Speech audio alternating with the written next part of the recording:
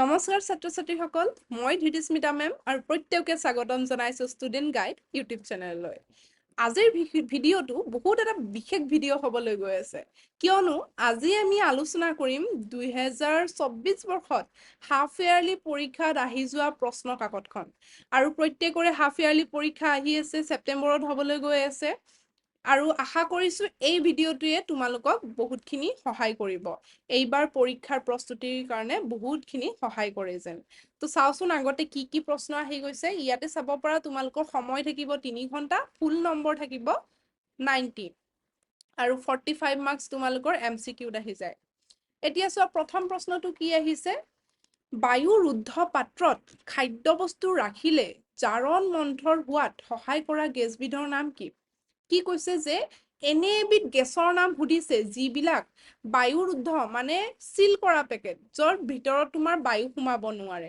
এনেকুৱা যদি আমি পাত্ৰ বা পেকেটৰ ভিতৰত সেই গেছটো ৰাখো তেতিয়া কি হয় জাৰণ হোৱাৰ পৰা মানে ৰক্ষা কৰে সেই গেছটো তোমালোকে চাব পৰা এইটো হৈছে নাইট্ৰজেন নাইট্ৰজেনে কি কৰে নাইট্ৰজেনে তোমাৰ অক্সিজেনক ভিতৰলৈ সোমোৱাত বাধা দিয়ে যাৰ ফলত বস্তুবিলাক কত খাদ্যবস্তুত জাৰণ নহয় আৰু জাৰণ নোহোৱা মানে খাদ্যবস্তু বহুত দেৰিলৈকে সঞ্চয় হৈ থাকে ওকে আৰু তোমালোকে উদাহৰণস্বৰূপে চাব পাৰা যে চিপছৰ পেকেটবিলাক চোৱা চিপছৰ পেকেটবিলাক এনেকৈ ফুলি থাকে নহয় ভিতৰত 5 পিচমান চিপছ থাকে তো সেই পেকেটকেইটাৰ ভিতৰত কি থাকে নাইট্ৰজেন গেছ থাকে সেইকাৰণে চিপছৰ পেকেটবিলাক বহুত দিন ধৰি নষ্ট নোহোৱাকৈ থাকে এতিয়া 2 নম্বৰ প্ৰশ্নটোত চোৱা কি দিছে কি ঘটে যেতিয়া লঘু হাইড্ৰক্লৰিক এচিড লোৰ গুৰিত যোগ কৰা হয় কুৱেশ্যনটো মনত পৰিছেনে তোমালোকৰ এইটো কুৱেশ্যন আগতে আহি গৈছে আৰু মই আলোচনা কৰিছো অলৰেডি ঠিক আছে তো যিসকলে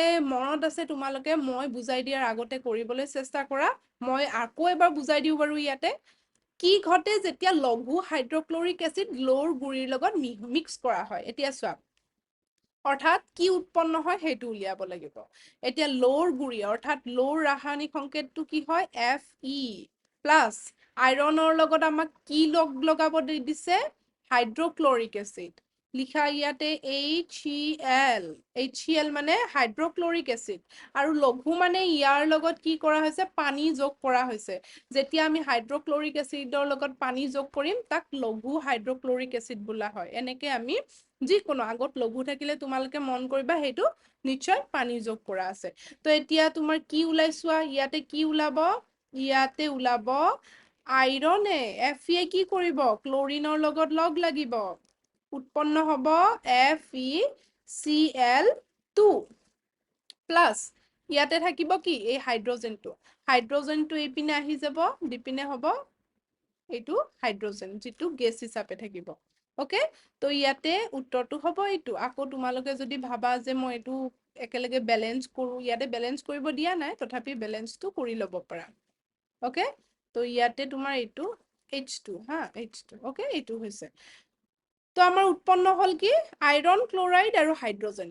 উত্তৰটো ক'ত আছে চোৱা এইটো নহয় আইৰন ক্লোৰাইড আৰু hydrogen gas yes option B বুজিটো পাইছা এইটো আইৰন ক্লোৰাইড আৰু হাইড্ৰজেন গেছ উৎপন্ন হৈছে এবাৰ 3 নম্বৰ প্ৰশ্নটো চোৱা 3 নম্বৰটো দিছে তলত দিয়া কোনটো পদাৰ্থ লেন্স তৈয়াৰ কৰিবলৈ ব্যৱহাৰ কৰিব নোৱাৰি এতিয়া লেন্স তৈয়াৰ কৰিবলৈ হলে আমাক কি হ'ব লাগিব পদাৰ্থটো স্বচ্ছ হ'ব লাগিব তাৰ মানে ট্ৰান্সপাৰেন্ট হ'ব লাগিব ইটো পাৰৰ পৰা সিটো পাৰ দেখা পোৱা হ'ব লাগিব ইপিনে চোৱা পানীত কি কৰা পানী কাঁচ প্লাষ্টিক এইবিলাকত কি হয় ইটো পাৰৰ পৰা সিটো পাৰ গোটেই দেখা পায় অৰ্থাৎ স্বচ্ছ হয় কিন্তু মৃত্তিকাটো যদি চোৱা মৃত্তিকা মানে কি মাটিটো কি হয় মাটিটো স্বচ্ছ পদাৰ্থ নহয় তো এইটো আমাৰ লেন্স তৈয়াৰ কৰিবলৈ ব্যৱহাৰ নকৰে 4 নম্বৰ প্ৰশ্নটো চোৱা দাপোন এখনৰ পৰা যিমানে দূৰত থিয় নোহোৱা কিয়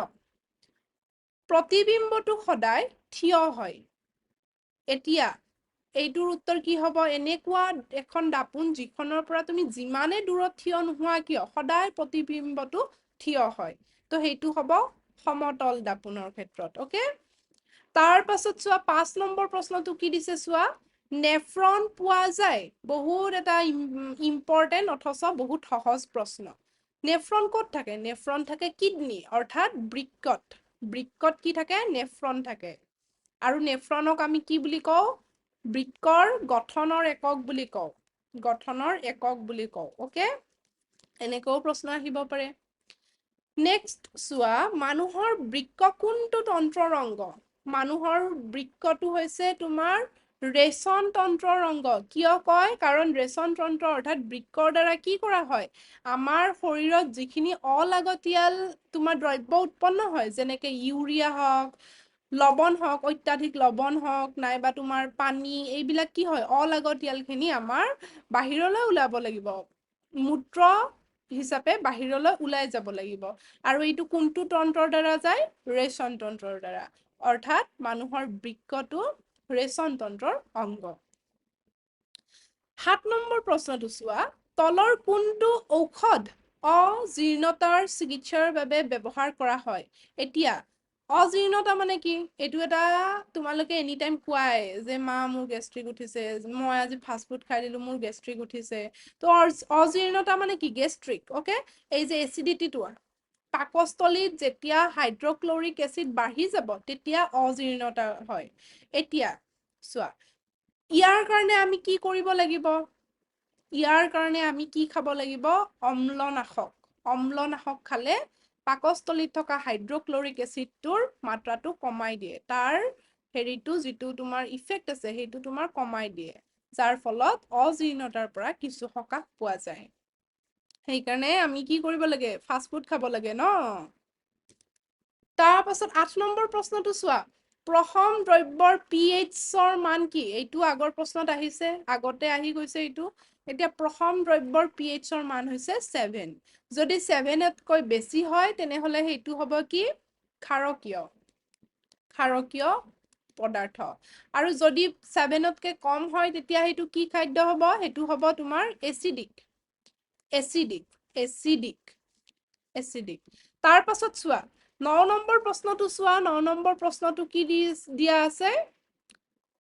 পৰ্যায়বৃত্ত তালিকাৰ পৰ্যায়বোৰত বাওঁফালৰ পৰা সোঁফাললৈ যাওঁতে ঘটা পৰিৱৰ্তনৰ প্ৰকৃতিৰ ওপৰত আগবঢ়োৱা তলৰ উক্তিসমূহৰ কোনটো উক্তি শুদ্ধ নহয়? এতিয়া আমাক সুধিছে ইয়াতে পৰ্যায়বৃত্ত তালিকাখনৰ কথা সুধিছে। তাত ক'ৰ পৰা যাম আমি? বাওঁফালৰ পৰা সোঁফাললৈ যাওঁতে কিছুমান পৰিঘটনা তলত অপশ্যনত দিয়া আছে।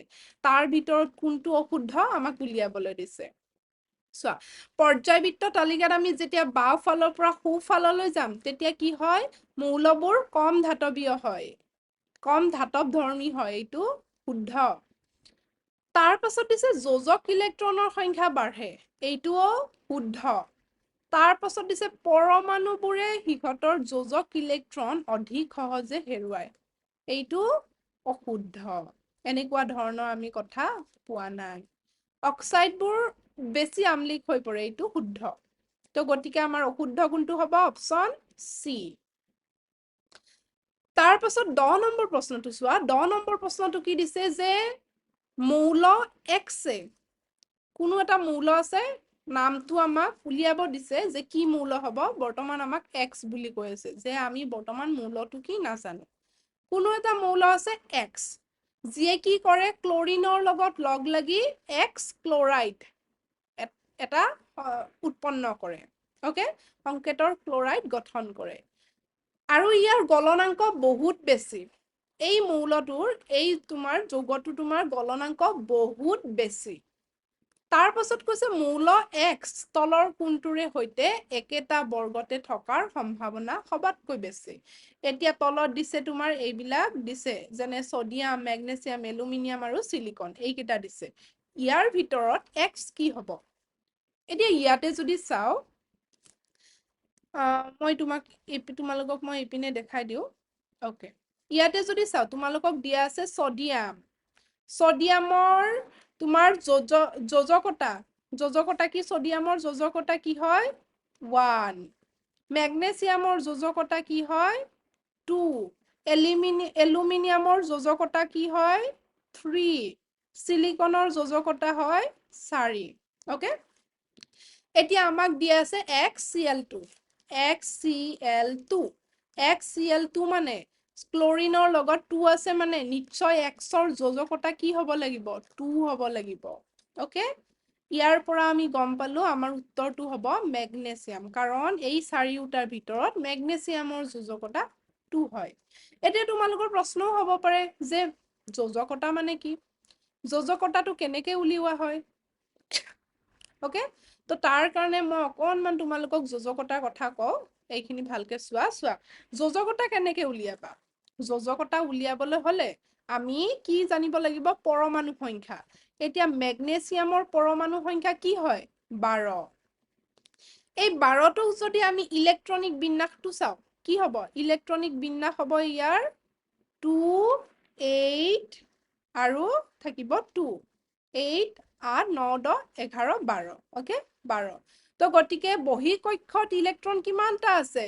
দুটা আছে তো বহিঃকক্ষত ইলেক্ট্ৰন দুটা মানে ইয়াৰ যোজকতা কি হয় ইয়াৰ যোজকতা হ'ব তোমাৰ 2 ওকে 2 এনেকে আমি যোজকতাটো উলিয়াব পাৰো এইটোৱে আছিলে ইয়াৰ উত্তৰ ওকে আজি আমি এই 10টা প্ৰশ্ন আলোচনা কৰিলো আকৌ আমি নেক্সট সিৰিজ কেইটাত বাকি কেইটা আলোচনা কৰিম তো গতিকে তোমালোকে ভিডিঅ'বোৰ চাই থাকিবা আশা কৰিছো এইখিনিয়ে তোমালোকক বহুতখিনি সহায় কৰিব আৰু ইমানতে আমি আজি ভিডিঅ'টো সামৰণি মাৰো ভিডিঅ'টো চোৱাৰ বাবে ধন্যবাদ